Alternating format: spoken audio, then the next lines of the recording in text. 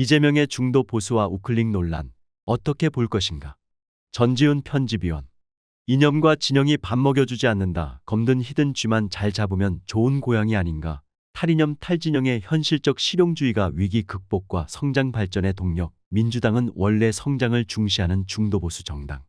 이재명 민주당 대표의 우클릭에 대한 논란과 논쟁이 계속되고 있다. 물론 반도체 분야 주 52시간 노동 예외 추진은 철회됐고, 지난 국회 연설에서도 이재명 대표는 기본사회와 직접민주주의 등을 강조했다.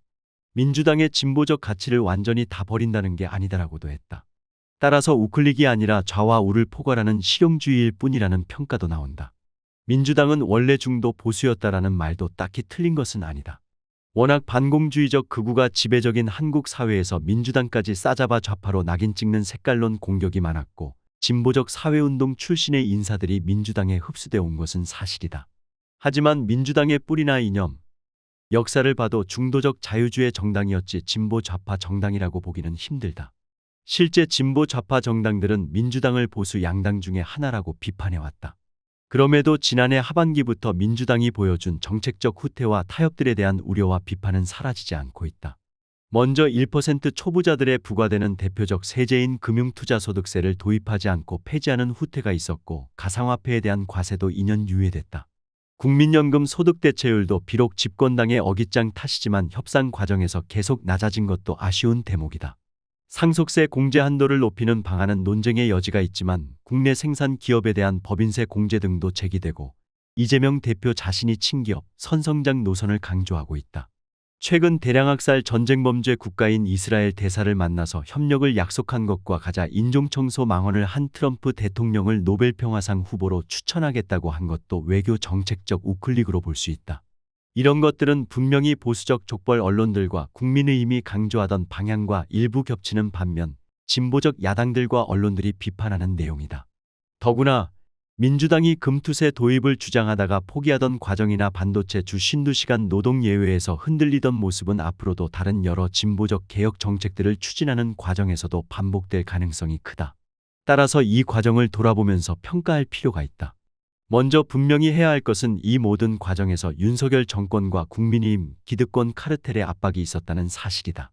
부자 감세와 친재벌 정책, 한미동맹과 친미 노선에 매달려온 이들은 이 모든 정책에서 철저하게 소수의 재벌과 대기업, 기득권층의 편에서 목소리를 내며 민주당의 후퇴와 굴복을 강요했다.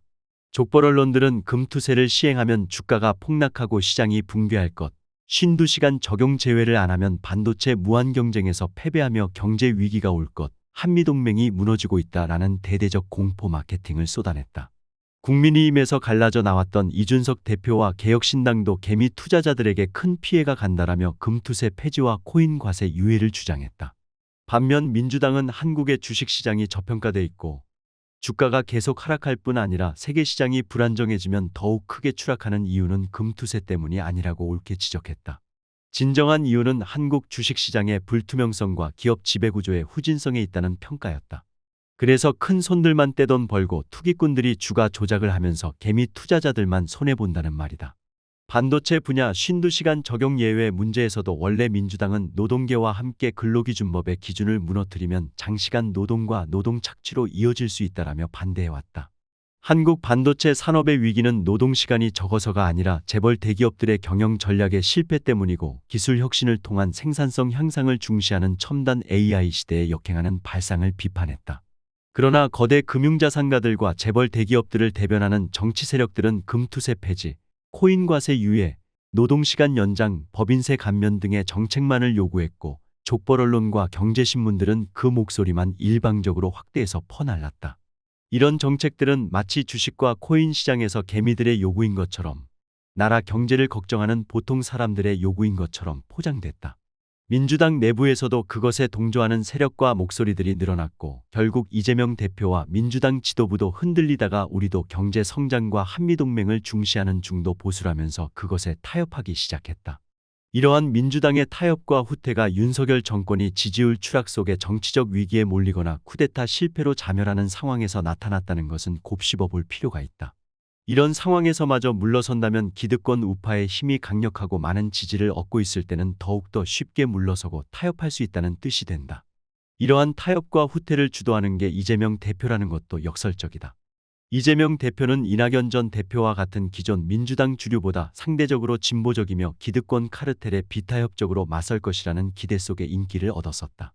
그래서 이재명은 종북좌파의 숙주로 낙인 찍혀서 검찰의 표적 수사와 먼지떨이에 시달렸다. 족벌 언론들은 그를 증오하며 악마화했다. 그 집요함과 증오심은 놀라운 수준이었고 실제 살인미수 정치 테러까지 나왔다. 결국에 그들은 이재명을 제거하는 데는 실패하고 말았지만 이재명을 길들이는 데는 어느 정도 성공한 셈이다. 이제 조선일보 아웃 팻말을 들고 집권하면 적폐들을 싹 정리하겠다라며 사이다 발언을 날리던 이재명의 모습은 찾기 힘들어졌다. 지금의 이재명은 우리는 진보나 좌파가 아니고 중도 보수라고 하면서 보수적 여론의 눈치를 보고 있다.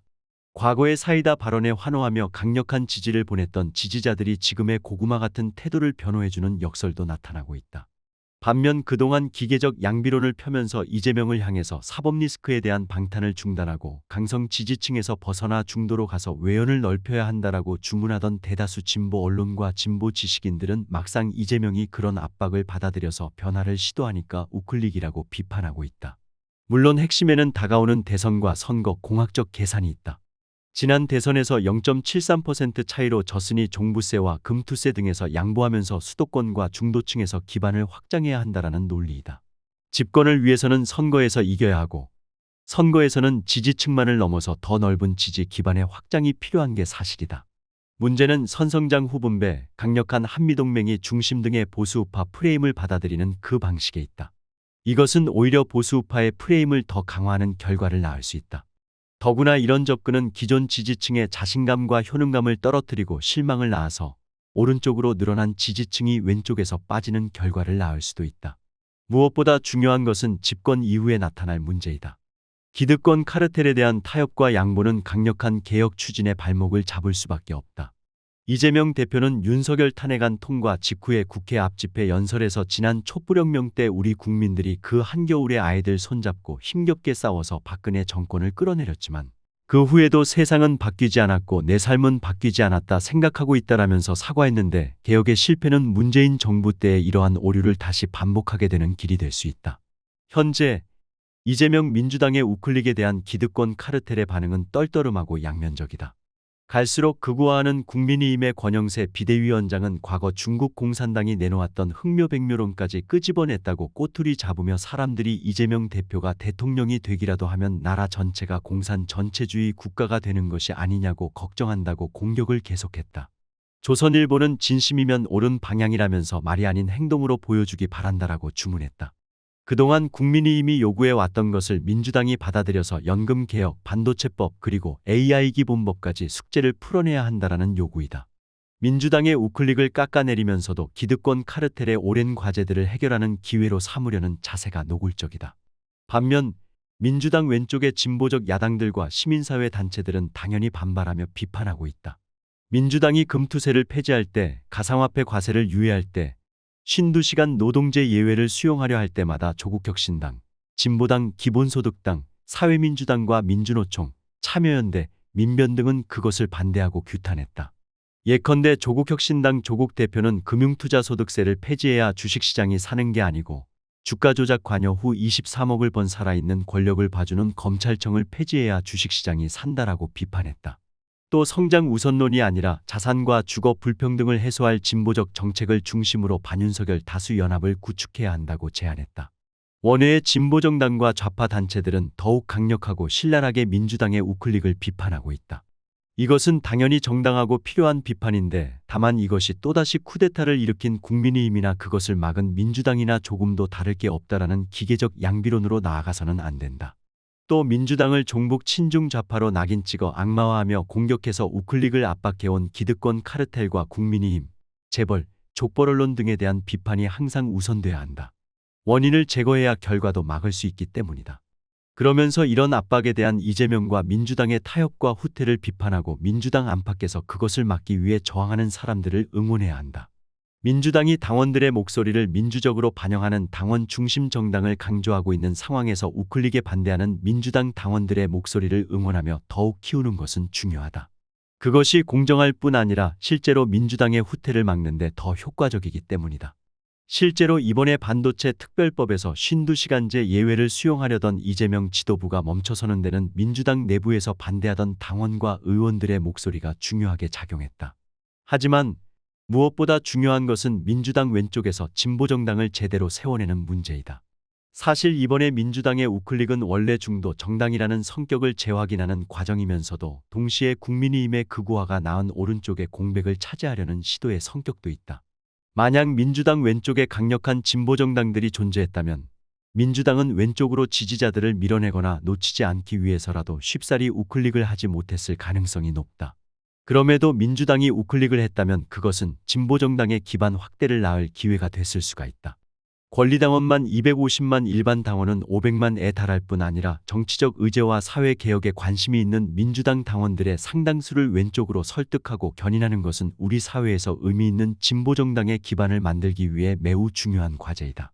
하지만 민주노동당의 짧은 성공 이후의 분열과 위기를 벗어나지 못해온 진보정당들은 지금도 여전히 서로를 탓하는 불신과 갈등 속에 있다.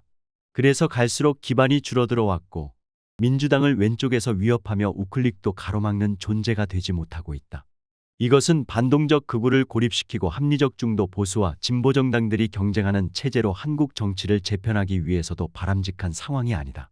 민주당 왼쪽의 진보 좌파 정당들은 민주당에 대한 태도나 안티테제를 중심으로 자신들의 정체성을 구성하려는 관성과 무조건 민주당을 세게 비판하다 보면 기회가 올 것이라는 이미 실패로 드러난 착각에서 벗어날 필요가 있다. 진보정당의 독자적 가치와 정책을 분명히 하면서 불신과 갈등을 벗어나 힘을 뭉치고 기반을 확장할 수 있는 정치적 대안을 세워내는 게 우선이다.